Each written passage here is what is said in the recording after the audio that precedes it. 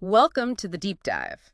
Today we're jumping into something really fascinating. The Enchanting Legends of Shiloh Mansion, The Big Catch by D.K. Ogans. Yeah, it's a great one. And it might sound like just a kid's story on the surface, but what we found really compelling is how it digs into these bigger ideas, like faith, listening. And those unexpected moments life throws at you, the big catches, as the title suggests. Exactly. So we're going to explore those themes through the characters and their, well, surprising adventures. It's a really neat way to see how, the everyday and the totally extraordinary can mix. Okay, so let's introduce the main players here. We've got the teams, Eliza, Faith, and Daniel. They're time travelers, which is already pretty cool. Right. And then there's their younger cousin, Eva. She's quite the character, as we'll find out. So the story kicks off pretty normally, right? Summer vacation, Shiloh Mansion. Yeah, it sounds idyllic. The kids are thinking about relaxing, maybe hitting the pool. Faith, especially, she wants to spend some time with little Eva. Made her a promise. You can picture it, can't you? Sunny day, lazy afternoon planned. Faith even mentioned taking Eva to the family safari park later.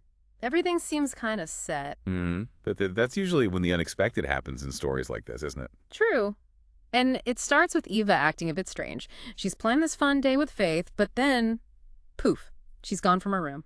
And it's not just that she wandered off. There's a clue. Yes, the open window. That definitely suggests this wasn't a simple disappearance. Something's up. And there's another piece to this puzzle early on.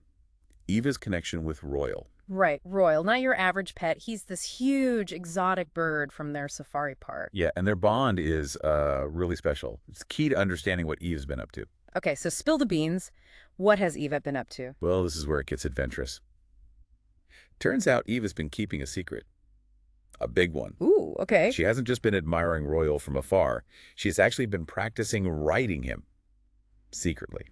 On the balcony. No way. Riding him. Yep. And this morning, feeling maybe a bit older, wanting to prove something, she just went for it. Flew into the safari park, didn't tell a soul. Wow. But wait, wasn't she told not to go there alone? See, that's the kid logic. She was told not to go alone. But in her mind, flying on a giant bird means she's with someone. So, technically. Huh.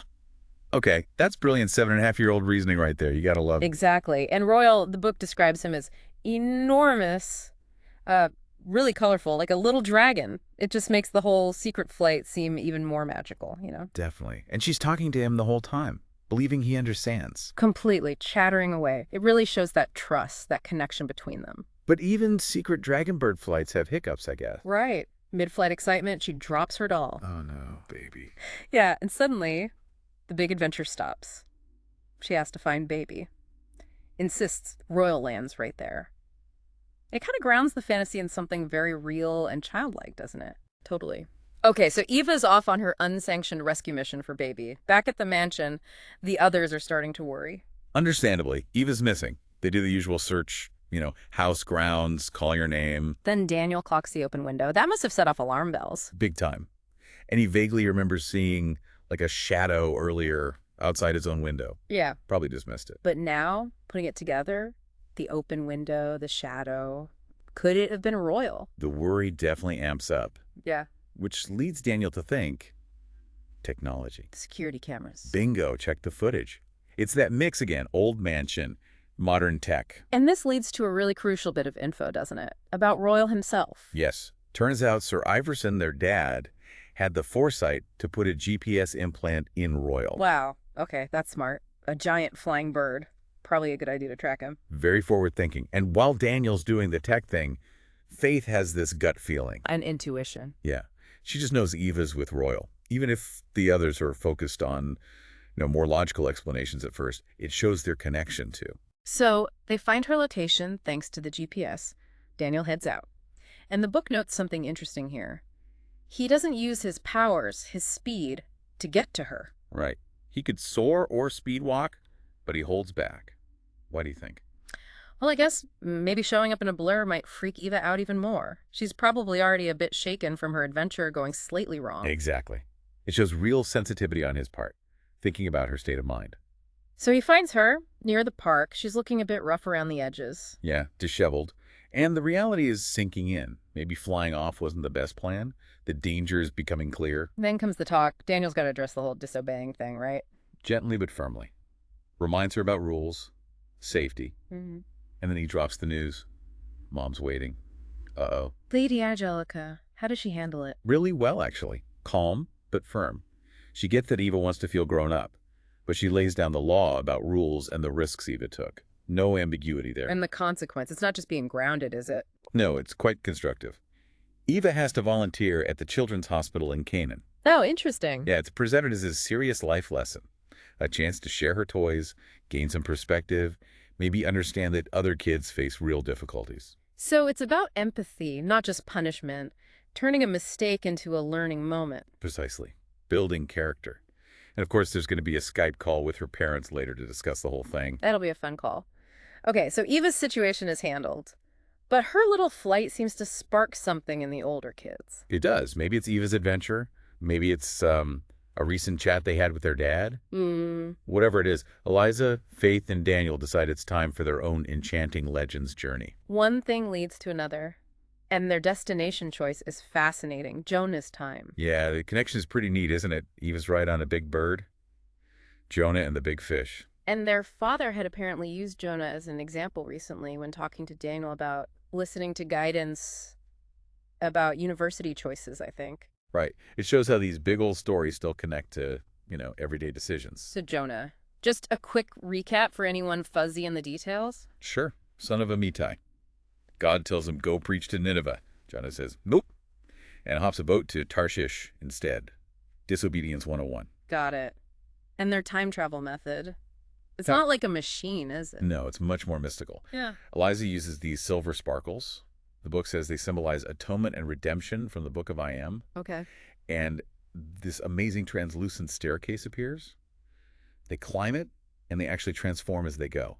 It ties their travel directly to their faith, which is a core theme. Wow. So the sparkles aren't just glitter, they mean something profound. Exactly. Adds a whole layer of meaning. So where do they arrive? What's the first thing they see? Bam. Right on the shore near Nineveh. And the timing is just incredible. They witness the giant fish vomiting Jonah onto dry land. Whoa. Seeing that for real, that must have been intense. Utterly amazing, the book says. Imagine seeing something straight out of the book of I Am happening right in front of you. Powerful stuff. Yeah, no kidding. And their first instinct is just to watch, not interfere. Right. They're there to observe, to learn from Jonah's mission, at least initially. But they don't just stay on the beach. Nope. They use their own abilities to soar into Nineveh itself. Get a bird's eye view, literally. What's the city like? Impressive, but kind of intimidating. Huge walls, big gates with carved bulls. Busy markets, lots of activity, lots of wealth on display. But there's a darkness, too. Yeah, a stark contrast. The people seem harsh, disrespectful towards God. And because the kids can understand all languages, they really pick up on the vibe, the wickedness of the place. They see examples of it. Specific things that make it clear why Jonah was sent there. It wasn't just vaguely bad, it was deeply corrupt. And then they see Jonah finally doing his job. Yep. He walks through the city, proclaiming that famous message, yet 40 more days and Nineveh will be overturned. Just imagine hearing that. And the reaction is unexpected, right? For Yeah. Jonah, anyway. Totally unexpected. The entire city repents. The king issues a decree. Everyone puts on sackcloth and ashes. They fast. It's this massive citywide turnaround. Which you'd think would make Jonah happy. Mission accomplished. You would think. But no. He's actually furious, angry that God spared the city. He storms off outside the city walls. It's such a human reaction, isn't it? Even from a prophet. Very human. Resentment, maybe? Feeling like his suffering was for nothing? Could be. The kids find him there by a little shelter he made. He's actually praying, complaining to God. The book even quotes the prayer for the book of I Am and God's response. Wow. They witnessed that whole exchange. They do. And they have a brief interaction with Jonah. Just a few words of encouragement. Does he remember them? No. The book makes it clear he won't. But he'll remember the fish, and he'll definitely remember the repentance of Nineveh. That was the real point, right? Well, big catch. Exactly. The title ties it all together. It wasn't just the fish catching Jonah. It was God catching the whole city through repentance. Nice. And then the kids leave. Yep. Using their portal. They leave Jonah there, under that gourd plant that grew up super fast, to give him shade. Another little touch of the divine, or maybe irony, given Jonah's mood. So they return safely. Back to the forest near Shiloh. Safe and sound. And they take a moment, just to process everything. This fantastic, awe-inspiring journey. It really sounds like these trips are more than just sightseeing for them. Oh, absolutely. They're learning experiences, Okay. deepening their understanding of life, of faith, through the lens of this book of I Am. The book seems central, like a guide. Very much so. Presented as this living source of wisdom. Okay, so they're back, reflecting. But the story doesn't quite end there, does it? There's a hint of something else. Just a small detail. As they're standing there, they hear distant sirens. Sirens. So while they were off witnessing biblical events. Life kept going in their time. And maybe, just maybe, a new situation is starting to unfold right there at home. Leaves you wondering. It really does. And it leaves us wondering, too, doesn't it? It brings up that question for you listening right now. What happens when the unexpected big catch shows up in our own lives? Yeah, are we ready? Ready to embrace the lessons, even if they're, well, not what we planned or wanted. It makes you think about faith and how transformation can come from places you least expect. A lot to ponder there. Thank you for joining us on this deep dive.